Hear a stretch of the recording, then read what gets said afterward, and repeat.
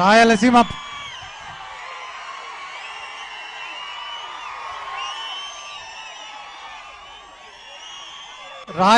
Lift irrigation కు వ్యతిరేకంగా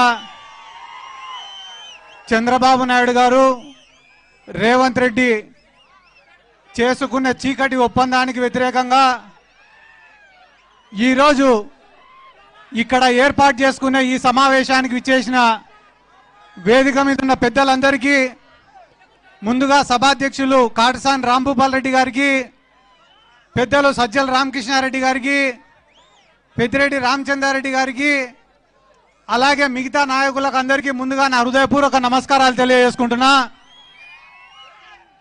ఒక్కరోజు పిలుపు ఇచ్చినా, ఒక్కరోజు ముందే పిలిపించినా కూడా ఇన్ని వేల సంఖ్యలో ఇక్కడ పాల్గొనడానికి విచ్చేసినటువంటి ప్రతి ఒక్కరికి కూడా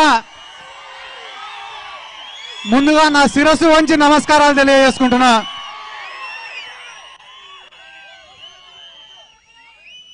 ముఖ్యంగా రాయలసీమ లిఫ్ట్ ఇరిగేషన్ అంటే మా జిల్లాలో ఉండే తెలుగుదేశం పార్టీ నాయకులు, రాయలసీమ ఉద్యమకారులు అని చెప్పుకునే చాలా మంది కూడా గడిచిన 2 రోజుల నుంచి ఈ రాయలసీమ లిఫ్ట్ ఇరిగేషన్ వేస్ట్ అని చెప్పడం మొదలుపెట్టినారు.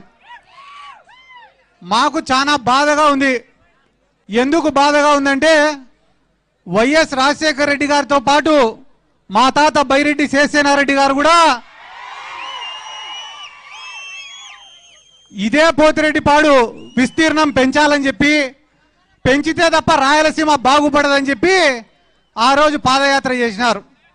ఆ రోజు కథలన్నీ మర్చిపోయినారు.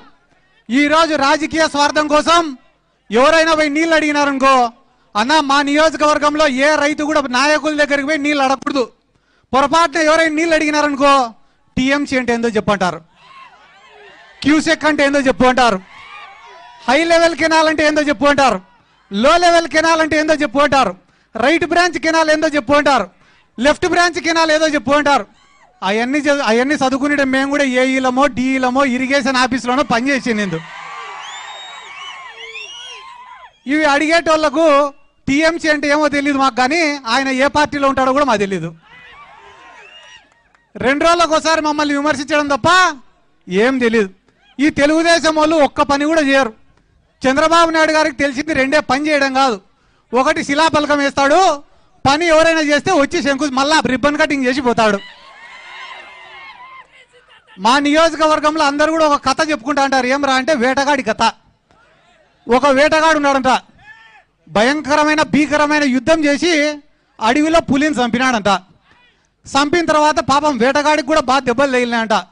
ఆ దెబ్బలకు ఆ నొప్పులకు తట్టుకోలేక ఆడి నుంచి వెళ్ళిపోతే తర్వాత చంద్రబాబు నాయుడు లాంటి వాడు వచ్చినాడు. ఆడికి వచ్చి ఆ పులిగుండే గోర్లు పళ్ళు అన్ని ఎత్తుకొని పోయి నేనే చంపినది నేను నేడంతా. అట్ట ఏ ఒక్క పని కూడా ఈ రాష్ట్రంలో వాళ్ళు చేయరు.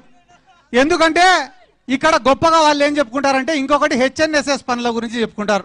హెచ్ఎన్ఎస్ఎస్ పనులు ఎన్టీ రామారావు గారిది ఆలోచన అయితే, అడ్మినిస్ట్రేటివ్ శాంక్షన్ ఇచ్చింది వాళ్ళైతే, దానిలో పూర్తి చేసింది అంతా కూడా వైఎస్ రాజశేఖర రెడ్డి గారు అప్పుడు ఉన్నటువంటి కాంగ్రెస్ ప్రభుత్వం. అంతే తప్ప చంద్రబాబు నాయుడుకు దానికి ఎటువంటి సంబంధం కూడా లేదు. అలాగనే ఈరోజు మీరు ఏమన్నా అడగండి, తప్పించుకునేటివే ఉంటాయి తప్ప సమాధానం చెప్పారు. లడ్డు గురించి అడిగినామంటే తప్పించుకుంటారు, మనోళ్ళపైన దాడులు చేస్తారు. మా ఊర్లో పాపం అందరూ పోయి సార్ యూరియా కొరత ఉంది సార్ అంటే, రేపు వద్దురా మీకే మంచిది కాదు క్యాన్సర్ వస్తుంది అన్నారు.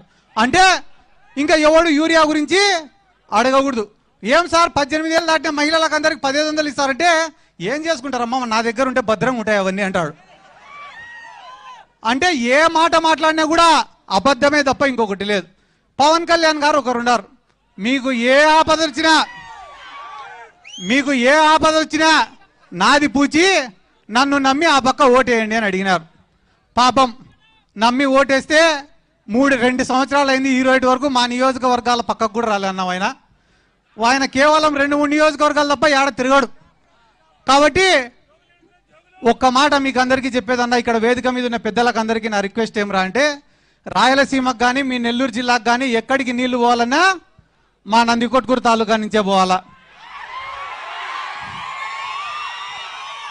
ఇట్లా గోరుకల్లు రిజర్వాయర్కు పోవాలన్నా, అవుకు రిజర్వాయర్కు పోవాలన్నా, జిఎన్ఎస్ఎస్ ప్రాజెక్టు కింద ఉండే 11 రిజర్వాయర్లకు, గండికోటకు కానీ, వామికొండకు కానీ, సర్వరాయ సాగర్ కానీ, మన 11 ప్రాజెక్టులు జిఎన్ఎస్ కింద పోవాలన్నా, కేసీ కెనాల్కు నీళ్లు పోవాలన్నా, నిప్పులవాగు ద్వారా కేసీ కెనాల్కు పోవాలన్నా, మీకు వెలిగోడ రిజర్వాయర్కు పోవాలన్నా, బ్రహ్మం సాగర్కు నీళ్లు పోవాలన్నా, కంటలేరుకు నీళ్లు పోవాలన్నా, సోమశీలకు నీళ్లు పోవాలన్నా, చివరికి మెడ్రాస్కు నీళ్లు పోవాలన్నా కూడా మా నందికొట్కూరు తాలూకా నుంచే పోవాలా.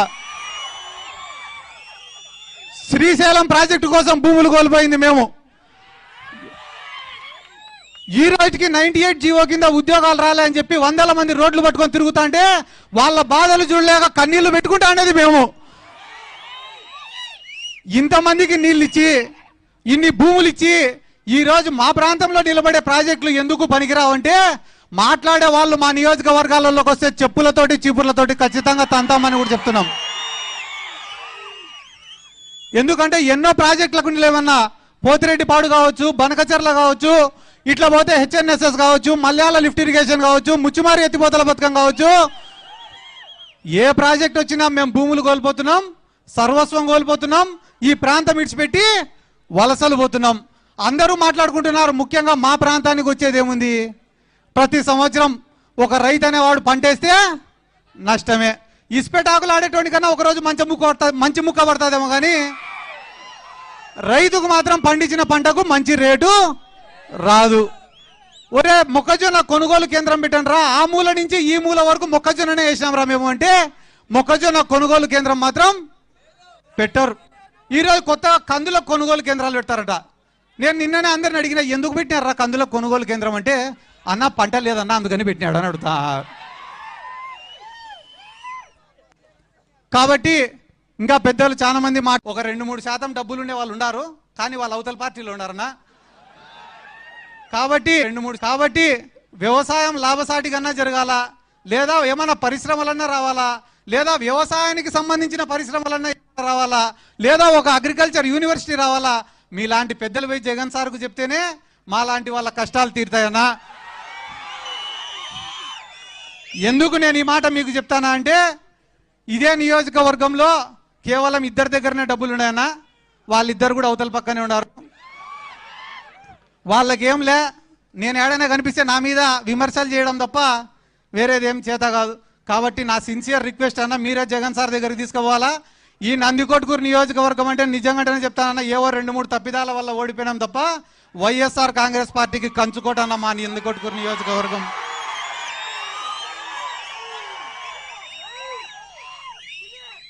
రేపు ఇప్పటికిప్పుడు ఎన్నికలు జరిగినా కూడా భారీ మెజార్టీతో మనం గెలిచడం ఖాయం ఈ నియోజకవర్గంలో.